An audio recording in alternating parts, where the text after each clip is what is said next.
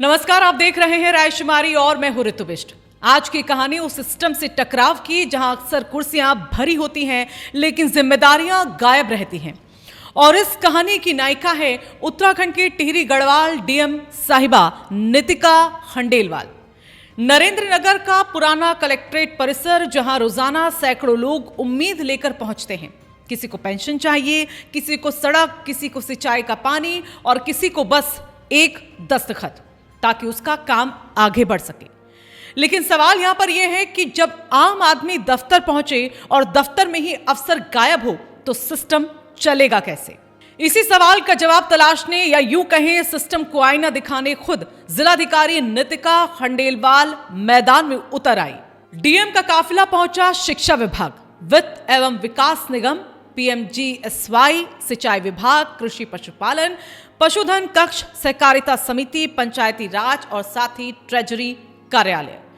कोई औपचारिक सूचना नहीं, कोई पहले से अलर्ट नहीं, सीधा निरीक्षण जैसा होना चाहिए। और यहीं से फिर शुरू हुआ प्रशासनिक सस्पेंस थ्रिलर।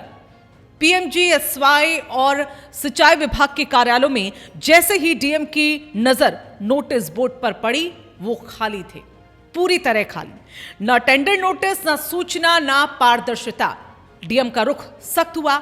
नोटिस बोर्ड खाली नहीं, यह सिस्टम की नीयत का आईना है। तुरंत निर्देश, टेंडर नोटिस लगेंगे, सभी जरूरी सूचनाएं सार्वजनिक होंगी, आम आदमी को पता होना चाहिए उसके नाम पर क्या चल रहा है। कागजों का कबाड़ है क्या ये सरकारी रिकॉर्ड? ये सवाल तब खड़ा हुआ जब कृषि विभाग के स्टोर रूम का ताला खुला, जहां पुराने अभिलेख ऐसे पड़े थे जैसे कोई जिम्मेदार ही नहीं। डीएम ने साफ कहा, सरकारी रिकॉर्ड कबाड़ नहीं होते, ये जनता की संपत्ति है। मुख्य प्रशासनिक अधिकारी को निर्देश दिए, रिकॉर्ड व्यवस्थित हो, जवाबदेही तय हो, लापरवाही बर्दाश्त नहीं। अब बात साफ सफाई की नहीं रही, मुद्दा बन गया है गैर हाजिरी। कई कार्यालयों में कार्मिक नदारत पाए गए और इस पर डीएम का साफ संदेश, ड्यूटी से गायब हो तो वेतन भी गायब रहेगा। डीएम नितिका खंडेलवाल ने सिर्फ मौखिक चेतावनी नहीं दी बल्कि सीधा एक्शन लिया। निरीक्षण के दौरान अनुपस्थित कार्मिकों के वेतन पर तत्काल रोक लगा दी। इतना ही नहीं, जब तक संतोषजनक स्पष्टीकरण नहीं तब तक संबंधित कार्यालयाध्यक्ष के वेतन आहरण पर भी रोक है। यानी अब बहाना नहीं, जवाब देना होगा। कौन कौन रहे गायब, नाम भी सामने आए। कार्रवाई सिर्फ हवा में नहीं बल्कि नामों के साथ जमीन पर उतरी। फिर सिंचाई विभाग, राहुल सिंह, सोना देवी, दीपक रतोड़ी, वीरू लाल, ये वो नाम थे जो नदारत थे। पीएमजीएसवाई, अनिल कुमार, अपर सहायक अभियंता हैं ये, मनमोहक, कनिष्ठ सहायक, और मनीष रोयाल, सौरभ मनवाल, विकास सिंह, ये भी वो तमाम नाम जो वहां पर नदारत नजर आए। कुछ नाम शिक्षा विभाग से भी सामने आए जिसमें कैलाश चंद्र आर्य और साथ ही मोहन हटवाल का नाम भी इसमें शामिल था।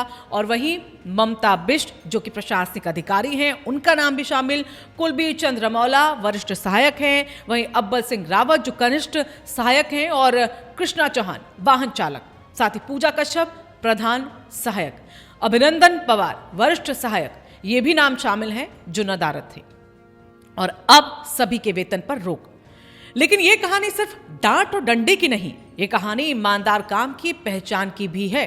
बात करें कोषाधिकारी तन्वी भट्ट का कार्यालय तो पूरा साफ सफाई नजर आई। वहां पर सभी कार्मिक उपस्थित भी थे, कामकाज व्यवस्थित रूप से भी चला और डीएम ने खुले तौर पर इसकी सराहना की। कहा कि यह है आदर्श सरकारी दफ्तर।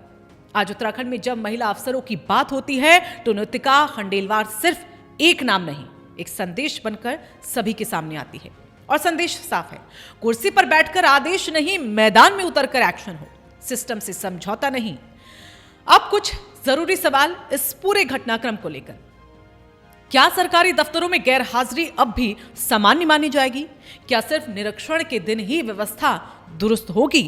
क्या बाकी जिलों में भी ऐसे ही सख्त एक्शन हो पाएंगे? और क्या जनता के काम के प्रति यही संवेदनशीलता हर अफसर दिखाएगा? अगर आपको लगता है ये कार्रवाई जरूरी थी, सिस्टम को ऐसे ही झटके चाहिए और ऐसी महिला अफसरों को खुला समर्थन मिलना चाहिए, तो इस खबर को लाइक कीजिएगा, शेयर कीजिएगा ताकि सिस्टम तक आवाज पहुंचे। कमेंट में बताएं आपके इलाके के दफ्तरों का हाल क्या है। और ऐसी जमीनी, सच्ची और बेबाक खबरों के लिए चैनल रायशुमारी को सब्सक्राइब करना मत भूलिए।